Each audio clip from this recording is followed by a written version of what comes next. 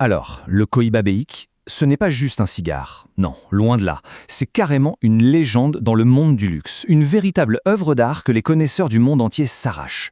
Allez, on va plonger ensemble dans l'histoire de ce chef-d'œuvre pour comprendre ce qui le rend si unique. Dès le départ, le ton est donné. Son statut est mythique. Et quand on entend ça de la bouche des plus grands experts, ce n'est pas juste une opinion, hein. C'est une reconnaissance qui place le bécail dans une catégorie à part, vraiment au-dessus de tout le reste. C'est la vraie question. Parce que derrière chaque icône, il y a toujours une histoire de défi, de vision, d'innovation. Et celle du BX, croyez-moi, elle est particulièrement fascinante. On va commencer par le commencement, le défi de la perfection. Il faut s'imaginer la situation. Comment est-ce qu'on peut créer une ligne de cigares qui serait meilleure que Cohiba? C'était déjà la marque la plus prestigieuse au monde. La tâche semblait monumentale, pour ne pas dire impossible. Voilà la mission. Noir sur blanc, fixée par Habano, c'est ça. Élever le niveau d'un cran.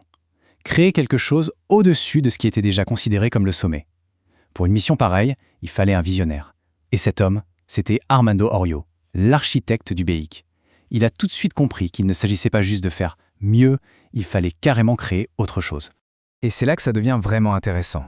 La clé du succès du BX, elle est dans le parcours complètement unique d'Armando Arroyo. Le type n'est pas resté coincé dans un bureau. Non, il a passé des années les mains dans la terre, dans les plantations. Puis 8 mois à la manufacture Partagas, a passé dans tous les départements. Il a même appris à rouler des cigares. C'est cette connaissance totale, de A à Z, de la petite graine jusqu'au marché mondial, qui lui a donné la vision et surtout l'audace de tenter l'impossible. On arrive maintenant à un moment clé de l'histoire, le tournant. Le moment où tout bascule, grâce à la redécouverte d'un ingrédient secret. Un ingrédient presque oublié, qui va absolument tout changer. C'est fou quand on y pense, non? Et si la plus grande innovation du XXIe siècle dans le monde du cigare venait d'un vieux grimoire? Ça paraît incroyable, et pourtant, c'est exactement ce qui s'est passé. Le passé a donné la clé du futur. Cette chronologie est tout simplement géniale. On a un chercheur passionné, Gonzalo Fernandez Navarrete, qui tombe sur une description dans un bouquin ancien. Il va en parler à un vétéran de l'industrie, Arnoldo Vichot, et là, tilt! Vichot fait immédiatement le lien avec un savoir de terrain, un nom que les anciens connaissaient, El Cacho Duro. C'est la rencontre parfaite entre la recherche académique et la tradition orale. Mais alors, c'est quoi exactement ce fameux medio tiempo? En fait, ce sont juste 2 petites feuilles, tout en haut de la plante. Comme elles sont les plus exposées au soleil, elles deviennent une sorte de concentré pur de puissance et d'arôme. C'est un peu le cadeau ultime de la plante, son essence la plus intense. Ce chiffre dit tout. 10 à 15%. C'est la rareté à l'état pur. Seule une toute petite partie des plants de tabac produit cette feuille magique. Du coup, la production du BIK ne suit pas un plan industriel. Non, elle dépend entièrement du bon vouloir de Dame Nature. J'adore cette citation de Nicolas Foulkes, « Des haricots magiques ». Ça capture parfaitement le côté presque surnaturel de ces feuilles. Ce n'est pas un produit qu'on peut fabriquer en série, c'est un véritable trésor qu'il faut dénicher.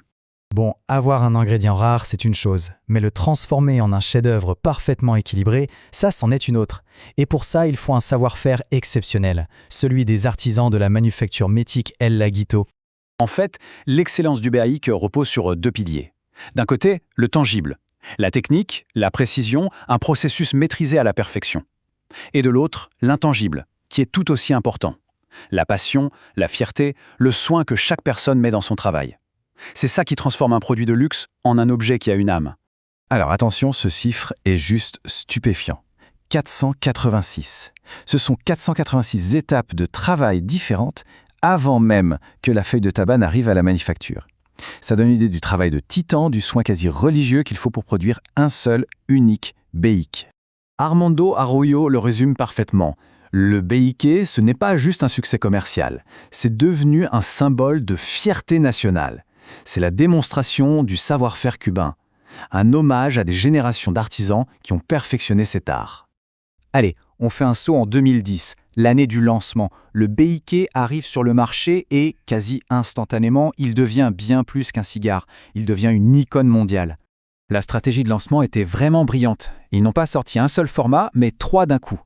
Le BHK 52, le 54 et le 56. Chacun offre une expérience de dégustation différente, que ce soit en durée ou en intensité. Ça permet aux connaisseurs de choisir le BIK parfait pour le bon moment.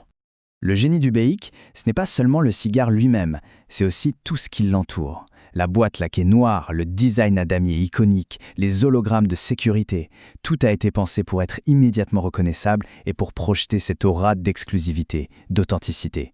C'était une rupture totale avec ce qui se faisait avant. On le voit bien ici, l'ambition était claire dès le départ. Le but n'était pas de vendre un produit, mais bien de créer un symbole culturel. Un objet de désir qui allait bien au-delà du cercle des amateurs de cigares. On peut dire que la mission est accomplie. Et c'est ça le point crucial, cet engagement sans aucun compromis. Il n'y a pas de plan B. Si la nature ne donne pas un médio tempo d'une qualité absolument exceptionnelle, eh bien, il n'y a pas de BX cette année-là. Point final. C'est cette exigence qui garantit que chaque BX est une expérience parfaite.